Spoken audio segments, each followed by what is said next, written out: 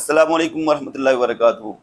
دوستو، سود اتنے تیزی کے ساتھ ہمارے معاشرے میں سرایت کرتا جا رہا ہے کہ اس نے خاندانوں کے خاندان تباہ کر دیے ہیں۔ اور اس کی بنیادی وجہ کیا ہے کہ ہم اپنی اوقات سے زیادہ دکھنے کی کوشش کرتے ہیں، جتنی ہماری استطاعت نہیں ہوتی اس سے زیادہ اپنا سٹیٹس بتانے کی کوشش کرتے ہیں۔ کتنے ہی لوگ ایسے ہیں، گھر تھا، آرام سکون کی زندگی گزار رہے تھے، نہیں جی ہم ڈیرا بناتے ہیں، ہم جو ہے وہ بھینسیں رکھتے ہیں، ہمارا نام ہوگا کہ ہمارے گھر میں 10-20 پیسے ہیں، لے آئے، نقصان ہو گیا۔ ابھی نقصان ہوا تو اس کو نقصان کے ازالے کے لیے انہوں نے قرض لے کر جو ہے وہ اور بھینسیں لائیں۔ ابھی بھینسیں لے آئے، ابھی بھینسوں والوں کا قرضہ چڑھ گیا۔ پھر کیا ہوا کہ ان لوگوں نے اس طرح کیا کہ وہ کہتے ہیں ٹھیک ہے آپ کا قرضہ ختم کرتے، اس طرح کرتے ہیں یہ جو بھینس ہے نا یہ 5 لاکھ کی ہے، آپ اس طرح کرو کہ یہ اداری 7 لاکھ کی لے لو۔ 7 لاکھ کی لے لی اور پھر کہتے ہیں یہ 5 لاکھ کی ہمیں ہی بیچ دو۔ 5 لاکھ کی ان کو بیچ دی، قرضے میں سے 5 لاکھ ادا تو ہو گیا، لیکن 2 لاکھ روپے قرضہ اور چڑھ گیا۔ کرتے کرتے کروڑوں روپے قرضے چڑھ گئے۔ کتنے ہمارے جاننے والے ایسے ہیں جن کو ہارٹ اٹیک ہوا، فوت ہو گئے، کئی لوگوں نے خودکشیاں کر لی۔ اور یہی حال بارگین سینٹر جو ہمارے شو رومز وغیرہ ہے کاروں کے، وہاں پر بھی یہی چل رہا ہے کام کہ مہنگی گاڑی خریدتے ہیں، ہاں جی اداری خریدتے ہیں اور کیش پہ اور جو ہے وہ سستی بیچ دیتے ہیں۔ وہ سمجھتے ہیں ہم نے قرضہ ادا کر دیا، لیکن ان کے ذمہ اور قرضہ چڑھتا جا رہا ہے، قرضہ چڑھتے چڑھتے۔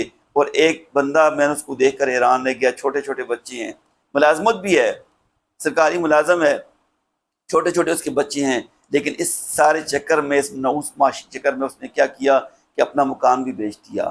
آج اس کے بچے جس مکان میں رہ رہے ہیں اس کا وہ کرایہ ادا کر رہا ہے، کل اس کی جتنی جمع پونجی اس کو ملے گی، یہ اس کو جتنے بھی پیسے ریٹائرمنٹ پر ملیں گے، کتنے ہی لوگ آس لگائے بیٹھے ہیں کہ یہ ہمارے قرضے ختم کرے گا، لیکن حال یہ ہے کہ وہ سارے کے سارے پیسے بھی اگر دے دے، اپنے بچوں کا حق مار کر دے دے، اس کی بیوی اور بچوں کا حق بنتا ہے، تو اس کا قرضہ ختم نہیں ہوگا۔